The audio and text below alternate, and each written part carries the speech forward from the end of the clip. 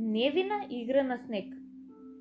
Денес Марко, пето одделенецот, се разбуди многу рано.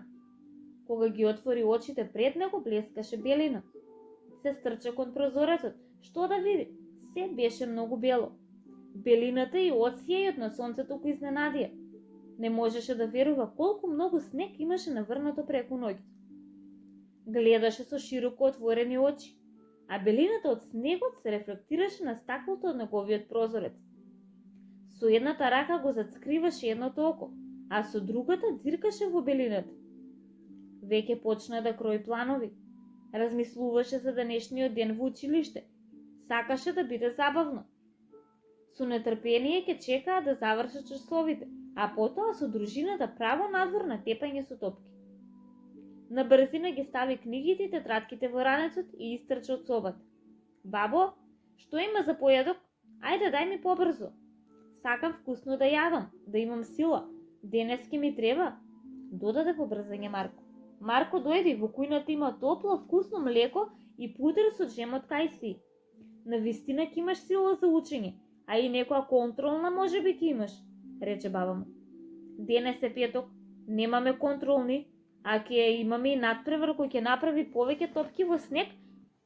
И Марко на брзина појадуваше. За миг дојде до вратата и со трчање го напушти домот.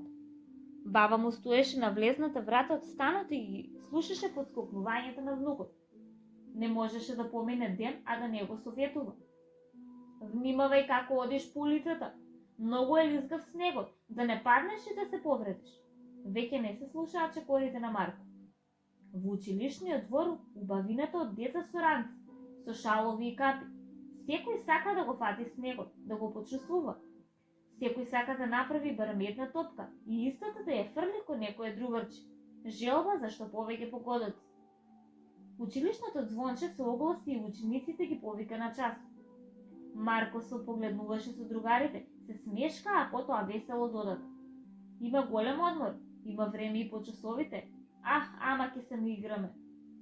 За време на часовите вниманието беше свртено кон прозорците. Секој се плашеше случајно снегот да не се истопи.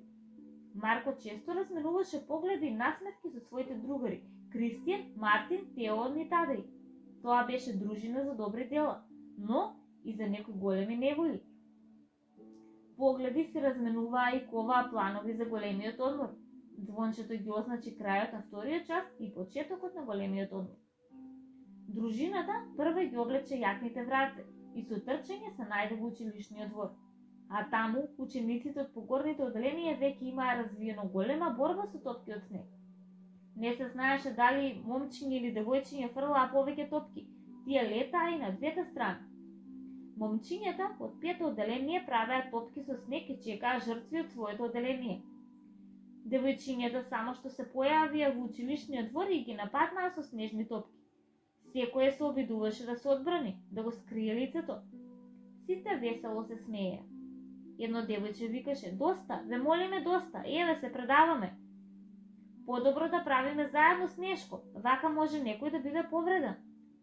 Ја прифаќаме идејата, додаде Марко. Сите здружено да работиме и да направиме најубав снешко, додаде Кристијан. Само здружено можеме да постигнеме се. Ајде брзо, тркалајте снег, дофрли Александра. Пето одделенците заеднички работеа како на работна акција. Некои ги тркалаа топките со снег, други ги составуваа, трети ги дотеруваа. На снешко му ставаа очи, нос, уста и капа, а Теон го извади своето шалче и на снешко му го врзе околу вратот. Сите беа среќни поради своето дело. Некој нека ја повика наставничката, заедно да се сликаме, извика Тадај. Наставничката, кога го види убавиот снешко дело на своите ученици, беше многу задоволна. Се гледаше по насмевката на низиното лице. Сите се наредија околу снешкото и замолија еден постар ученик да ги слика. Сакаа овој миг да го зачуваат за спомен. Наставничката им дозволи да ја продолжат играта уште 30 на минути, а со тоа и да го одржат часот по физичко. Таа ја наблюдуваше веселата игра на своите ученици.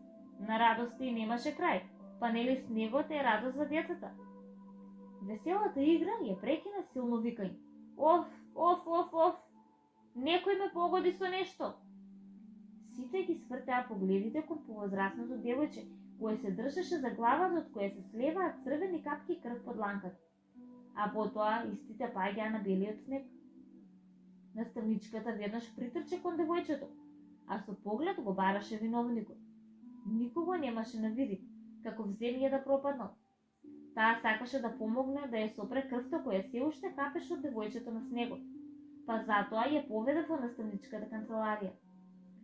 Учениците останаа вџашено да гледаат во црвените капки крв, која нарушија белината на снегот. Полека, во колона, по еден влегоа во училницата и со нетрпение ја очекуваа наставничката да им каже како се чувствува девојчето. По неколку минути во училницата влезе наставничката со пребледено лице и рече: "Дојде брза помош. Девојчето го однедоа во болница да го сопрат крварењето. Жалам што не го пронајдовме виновникот. Некој несовесен ученик сакал да се пошегува и во топката снег ставил камен. Со каменот е повредена главата на девојчето. Каква шега? Со камен нема шега. Ова навистина кој да го направил треба да се засрами. Ве молам, играта треба да биде чиста и невина. Никогаш да не помислите како некого да повредите, бидејќи повредите понекогаш може да бидат со големи последици." На лицето на учениците се гледаше тага. Сите дискутираа за безсмртната постапка што ја направила оваа шега. Марко ја беше наведнал својата глава и размислуваше: Јас можев да направам нешто слично, ама без лоша намера. Само сакав да биде интересно. Никогаш нема да се шегувам во опасни игри. Ова што го видов е навистина многу лоша постапка." По часовите сите ученици загрижени се вратија дома.